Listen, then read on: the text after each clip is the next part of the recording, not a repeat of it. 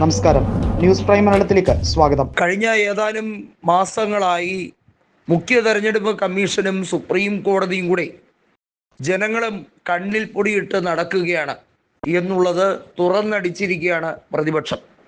അതായത് സുപ്രീം കോടതിയും രാജ്യത്തെ മുഖ്യ തെരഞ്ഞെടുപ്പ് കമ്മീഷനും ജനങ്ങളെ മുഴുവൻ കബളിപ്പിക്കുകയാണോ എന്ന വലിയ ചോദ്യമാണ് ആവർത്തിച്ച് പറയുന്നത്.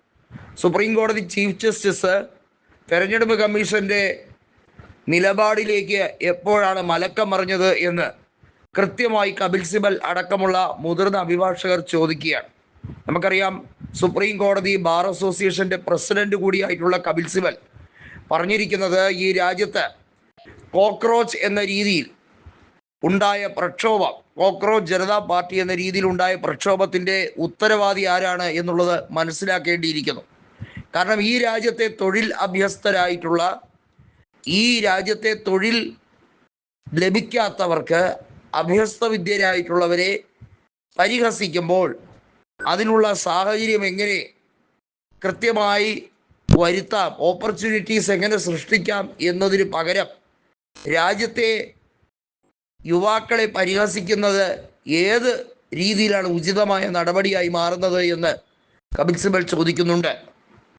നോക്കൂ, രാജ്യത്തെ ഇലക്ഷൻ കമ്മീഷൻ്റെ നടപടിക്രമങ്ങളെ നഖശികാന്തം ഈ രാജ്യത്തുള്ള നിയമസംഹിതകൾ ഉപയോഗിച്ച് തന്നെയാണ് പല തവണയായി ചോദ്യം ചെയ്തുകൊണ്ടിരുന്നത്.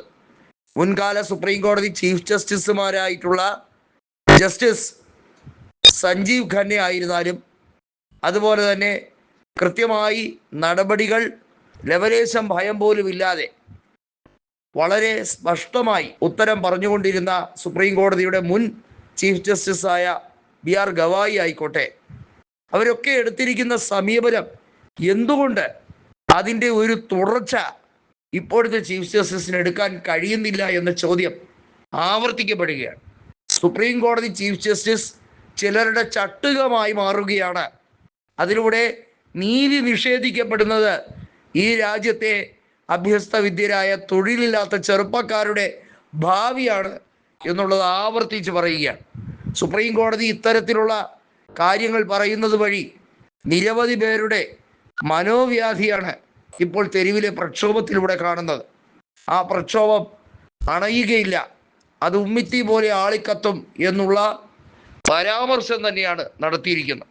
ഇത് കോടതിക്കെതിരെയുള്ള ഒരു പരാമർശമായി, കോടതി നടപടികളെ ചോദ്യം ചെയ്യുന്ന രീതിയായി കാണുകയാണെങ്കിൽ അങ്ങനെ തന്നെ എന്ന രീതിയിലേക്കാണ് കോൺഗ്രസ് പോകുന്നത്. നോക്കൂ, ഈ രാജ്യത്തിൻ്റെ ഭരണ സംവിധാനത്തെ തന്നെ നോക്കൂത്തിയാക്കുന്നു. കസ്റ്റോഡിയൻ ഓഫ് ദി കോൺസ്റ്റിറ്റ്യൂഷനാണ് സുപ്രീം കോർട്ട്. ആ സുപ്രീം കോർട്ടിൻ്റെ ഉന്നത പദവി അലങ്കരിക്കുന്നവർ എങ്ങനെയാണ് ഈ രാജ്യത്തുള്ള ചെറുപ്പക്കാരെ പരിഹസിക്കാൻ കഴിയുക? ഇവിടെയാണ് ഏറ്റവും ശക്തമായിട്ടുള്ള ഉത്തരം ലഭിക്കേണ്ടത്. എലക്ഷൻ ബാലറ്റ് വഴി, പേപ്പർ ബാലറ്റ് വഴി കൊണ്ടുവരേണ്ടതിൻ്റെ അനിവാര്യത മുൻ ചീഫ് ജസ്റ്റിസുമാർ പറയുമ്പോൾ ജ്ഞാനേഷ് കുമാറിന് ഒത്താശ ചെയ്തു കൊടുക്കുന്ന ഇപ്പോഴത്തെ ചീഫ് ജസ്റ്റിസിൻ്റെ നടപടിക്രമങ്ങളെ ചോദ്യം ചെയ്തേ മതിയാകൂ എന്ന് കപിൽ സിബൽ പറഞ്ഞാൽ എന്ത് തെറ്റാണ് ഉള്ളത്?